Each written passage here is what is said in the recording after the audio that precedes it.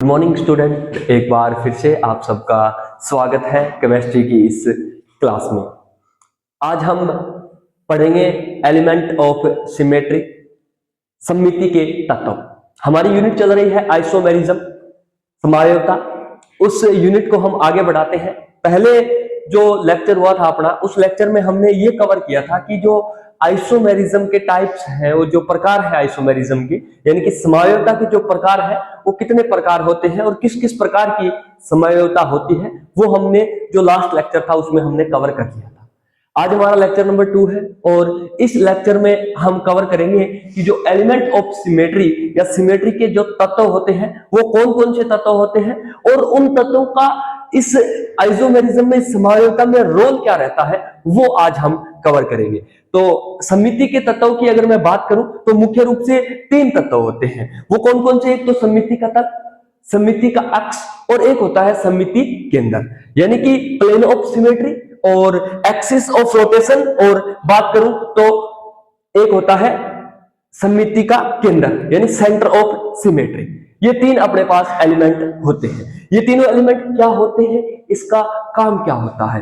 तो बात करूं मैं तो इसका मुख्य काम जो होता है वो मुख्य काम होता है कि कोई भी अणु है अपने पास, कोई भी मॉलिक्यूल है, वो मॉलिक्यूल सममित होगा या असममित होगा, उस बात का पता हमें इन तीनों एलिमेंट को ध्यान में रखते हुए ही पता चलेगा। क्या कोई मॉलिक्यूल सममित है या कोई मॉलिक्यूल असममित है, इसका पता चलने के बाद ही हम कह सकते हैं कि किसी भी मॉलिक्यूल में प्रकाशिक गुण पाया जाएगा या प्रकाशिक गुण नहीं पाया जाएगा। इसका डिसाइड हम तभी कर पाएंगे जब हमें ये एलिमेंट ऑफ सिमेट्री पता होंगे। तो देखिए, सबसे पहले मैं बात करता हूं अपने फर्स्ट एलिमेंट पे। पहला एलिमेंट है अपना सममिति का तल। क्या होता है सममिति का तल? तो डेफिनेशन से शुरू करते हैं कि वह तल जिससे किसी वस्तु को विभाजित किया जाए तो बने हुए दोनों भाग एक दूसरे के दर्पण प्रतिबिंब होंगे। अपने को मॉलिक्यूल पे तो बाद में जाना है, अपने को पहले ये देखना है कि सममिति तल क्या है, यानी कि कोई ऐसा प्लेन, ऐसा समतल, जिस समतल से हम किसी को 2 भागों में काट दे और काटने के बाद जो 2 भाग अपने पास प्राप्त हुए हैं वो दोनों एक दूसरे के दर्पण प्रतिबिंब है, तो वो अपना जो तल होगा वो तल अपना क्या कहलाएगा? सममिति का तल कहलाएगा। जैसे कि एग्जांपल के तौर पे मान लीजिए कि अपना अंग्रेजी वर्णमाला का अक्षर ए है, अंग्रेजी वर्णमाला का अक्षर ए। अब ये अक्षर ए है, इसको मैं इस प्रकार से कट कर दूं, इस प्रकार से 2 भागों में विभाजित कर दूं, 2 भागों में बांट दूं कि वो दोनों भाग एक दूसरे के बिल्कुल दर्पण प्रतिबिंब हो। अब आप बोलोगे सर दर्पण प्रतिबिंब का मतलब? दर्पण प्रतिबिंब का क्या मतलब होता है? दर्पण प्रतिबिंब का मतलब ये होता है कि जब भी अपने क्या करते हैं, दर्पण के सामने या शीशे के सामने खड़े होते हैं तो हमें हमारी ही हूबहू एक प्रतिबिंब दिखाई देती है, फोटो कॉपी दिखाई देती है, लेकिन उसमें कुछ चेंजेस होते हैं। वो क्या होते हैं? क्या हम जैसे दर्पण के सामने खड़े हैं वैसे के वैसे दिखाई देते हैं क्या? नहीं, बिल्कुल नहीं दिखाई देते। होता क्या है कि जो लेफ्ट साइड होता है वो राइट साइड, और जो राइट साइड होता है वो लेफ्ट साइड हमें दिखाई देता है। तो यही दर्पण प्रतिबिंब होता है, यानी कि एक कोई बिंब है, उस बिंब की फोटोकॉपी होती है, लेकिन फर्क ये होता है कि जो लेफ्ट साइड है वो राइट और राइट साइड जो है वो लेफ्ट साइड दिखाई देती है। उसी प्रकार से अगर इस ए अक्षर को मैं 2 भागों में काटूं तो इस प्रकार से काटूं कि वो एक दूसरे के अगर दर्पण प्रतिबिंब होंगे तब तो इसमें कोई सममिति तल पाया जाएगा, और अगर नहीं होंगे तो इसमें कोई सममिति तल नहीं पाया जाएगा। तो देखिए कि अगर इस ए को अगर अपने इस प्रकार से काट दें, अगर इसको ऊर्ध्वाधर काट दें, तो क्या ऊर्ध्वाधर काटने पर ये हमें दर्पण प्रतिबिंब प्राप्त हो रहा है क्या?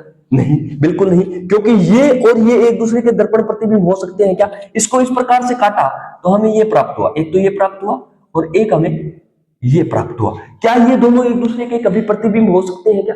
बिल्कुल नहीं हो सकते। फिर क्या किया जाए? अगर इसको मैं ए अक्षर को कुछ इस प्रकार से कट कर दूं, इस प्रकार से बीच में से बिल्कुल कट कर दूं, तो क्या प्राप्त होगा? जी सर, हमें एक तो ये प्राप्त होगा और एक सर हमें ये प्राप्त होगा। कभी भी देख लेना, इसके बीच में मिरर लगा दो, इसके बीच में दर्पण लगा दो, ये जो होगा वो बिल्कुल शीशे में बिल्कुल ऐसा दिखाई देगा। यानी कहने का मतलब है कि सर अगर इस प्रकार से ए अक्षर को काटोगे तो ये दोनों बिल्कुल एक दूसरे के दर्पण प्रतिबिंब होंगे। और अगर ये दर्पण प्रतिबिंब है तो हम कह सकते हैं कि सर ये हमारा एक सममिति तल है। उसी प्रकार से अब अपने अक्षर बी की बात कर लेते हैं। पहले अपने नॉर्मल बात करते हैं कि सममिति का तल क्या है, उसके बाद में हम इसको केमिस्ट्री से रिलेट करेंगे कि केमिस्ट्री के जो मॉलिक्यूल्स होते हैं, ऑर्गेनिक मॉलिक्यूल्स, उसमें ये किस प्रकार से काम करता है। अभी ए बी की बात करें, जैसे ए को हमने इस प्रकार से काटा था, अगर बी को इस प्रकार से काटे तो सर बिल्कुल नहीं होगा। लेकिन अगर इस प्रकार से काटे, हाँ, अगर बी को इस प्रकार से काटे तो सर हमारे पास दो इस प्रकार के अलग अलग प्राप्त होंगे और ये दोनों भाग जो है वो एक दूसरे के क्या होंगे, बिल्कुल दर्पण प्रतिबिंब होंगे। और अगर दर्पण प्रतिबिंब होंगे यानी यहां पर भी एक सममिति का तल पाया जाएगा। सममिति की तल की डेफिनेशन ये है कि अगर हम किसी मॉलिक्यूल को, अगर हम किसी अणु को दो भागों में विभाजित करें और अगर वो दोनों भाग एक दूसरे के दर्पण प्रतिबिंब है तो हम ये कह सकते हैं कि वह तल, जिस तल पे हमने उसको कट किया है, उसको विभाजित किया है, वो सममिति का तल है। अब मैं बात करता हूं, अपने पास एक मॉलिक्यूल है, एक ऑर्गेनिक मॉलिक्यूल है।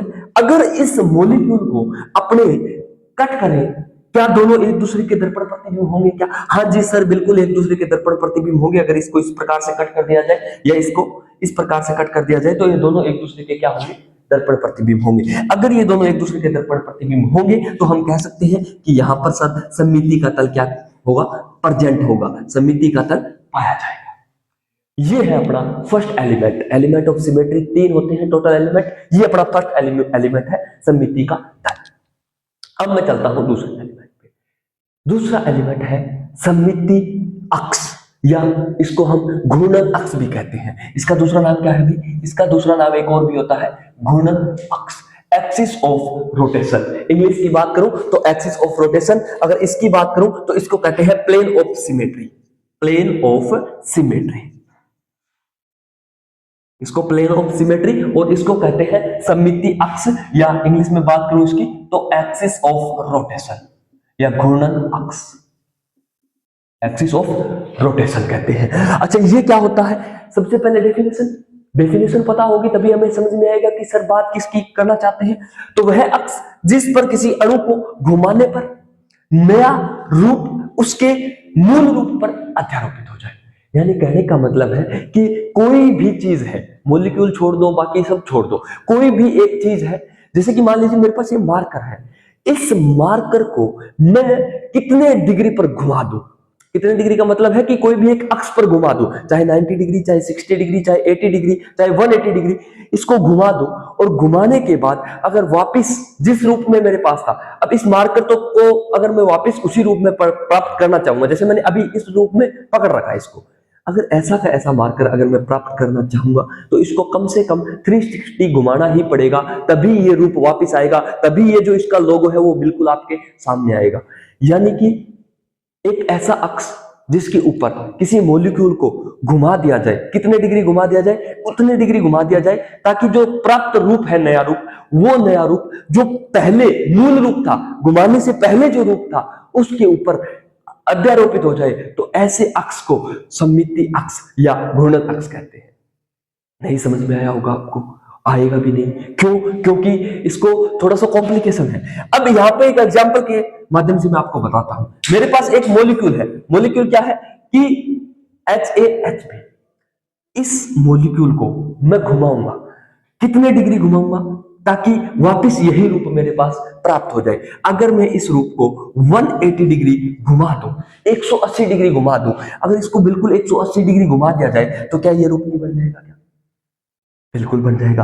अगर इसको 180 घुमा दिया जाए तो क्या ये नहीं बन जाएगा? क्या हाँ सर, बिल्कुल बन जाएगा। इसका मतलब है कि अगर इसको 180 डिग्री घुमा दिया जाए दोनों को, तो ये अपने मूल रूप पर अध्यारोपित हो जाएंगे, यानी कि यहां पर एक घूर्णन अक्ष स्थित है। वैसे अगर कोई मॉलिक्यूल रेखीय हो, रेखीय मॉलिक्यूल हो, तो उसको कैसे घुमाए सर? अब इसमें तो इन्फिनिटिव, यानी कि इसमें जो घूर्णन अक्ष है वो अनंत है, चाहे इसको कितने ही डिग्री पर घुमा दिया जाए। अगर कोई रेखीय मॉलिक्यूल है, उसको चाहे लीनियर मॉलिक्यूल को कितने डिग्री पर घुमा दिया जाए, ये वापस उसके जैसा ही मूल रूप हो जाएगा। कहने का मतलब है लीनियर मॉलिक्यूल में जो एक्सिस ऑफ रोटेशन होते हैं वो इन्फिनिटिव होते हैं, अनंत होते हैं। यहां पर ये घूर्णन अक्ष है, यहां पर कुछ समझने वाली चीजें और है कि इस घूर्णन अक्ष को हम CN से प्रदर्शित करते हैं, रिप्रेजेंट करते हैं। सी एन से क्या करते हैं, प्रदर्शित करते हैं, रिप्रेजेंट करते हैं। सी एन का मतलब क्या हुआ, सी एन का मतलब, सी का मतलब होता है साइकिल यानी कि चक्कर, और एन का मतलब है कि कितने डिग्री का चक्कर, यानी कि कितने डिग्री घुमाने के बाद में अपने पास ये वापस उसी रूप में आ गया जो मूल रूप था, उसको हम सी एन कहते हैं। और ये एन की वैल्यू है, ये एन की वैल्यू कुछ इस प्रकार से आती है कि 360 डिग्री उसके अंदर डिवाइड कर दिया जाए। डिवाइड किसका कर दिया जाए कि कितने डिग्री घुमाया गया है, यानी जो डिग्री घुमाया गया है, जैसे कि 180 डिग्री अगर घुमाने पर मूल रूप आ रहा है, मान लीजिए कि कोई मॉलिक्यूल है, कोई अणु है अपने पास, उसको हमने 180 डिग्री घुमाया तो उसका मूल रूप आ गया, तो यानी कि 360 डिवाइड बाई 180 2। अब ये जो वैल्यू आई है, ये वैल्यू किसकी है, ये वैल्यू एन की आई है, यानी कि यहां पर जो एक्सिस ऑफ रोटेशन होगा वो क्या होगा, C2। अगर किसी मॉलिक्यूल को 60 डिग्री घुमाने पर वो मूल रूप में आ रहा है, इसका मतलब है कि वहां पर 360 डिवाइड बाई 60 यानी कि C6, वहां पर जो एक्सिस ऑफ रोटेशन होगा वो C6 होगा। प्रदर्शित Cn से करते हैं। n क्या है, n है कि 360 डिवाइड बाई जितने डिग्री पर उस मॉलिक्यूल को हमने रोटेट करवाया है, ये होता है अपना घूर्णन अक्ष, एक्सिस ऑफ रोटेशन।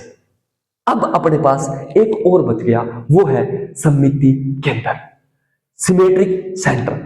ये केंद्र, केंद्र अपने को भी पता है, चाहे एक वृत्त का केंद्र ले लो, चाहे आप किसी भी चीज का केंद्र की बात ये होती है कि एक बीच का बिंदु, और बीच का बिंदु कौन सा, काल्पनिक, इमेजिनरी। सिमिति केंद्र है वो रियल में एग्जिस्ट नहीं करता, वास्तव से उसका कोई लेना देना नहीं होता है, वह एक काल्पनिक बिंदु होता है। वह काल्पनिक बिंदु जो किसी मॉलिक्यूल के अंदर मौजूद है, और उस काल्पनिक बिंदु से हम बिल्कुल एक प्लेन सीधी रेखा खींचेंगे, उस सीधी रेखा के दोनों तरफ आमने सामने जो मॉलिक्यूल होंगे, वो मॉलिक्यूल अगर एक दूसरे के बिल्कुल समान है, बिल्कुल बराबर है, तो ऐसे बिंदु को हम क्या कहते हैं, सममिति केंद्र कहते हैं। वह काल्पनिक बिंदु जिससे कोई सीधी रेखा खींची जाए तो आमने सामने बिल्कुल समान परमाणु स्थित हो, ऐसे बिंदु को हम क्या कहते हैं, सममिति केंद्र कहते हैं, सिमेट्रिक सेंटर कहते हैं। जैसे मैंने एक एग्जांपल दे रखा है आप यहाँ पे, CH2 डबल बॉन्ड CH2, यहां पर मान लीजिए अपना क्या है, सेंटर है, यह एक इमेजिनरी है। पहली बात तो मैंने माना क्यों, क्योंकि सममिति केंद्र होता क्या है, होता ही इमेजिनरी है, होता ही काल्पनिक है।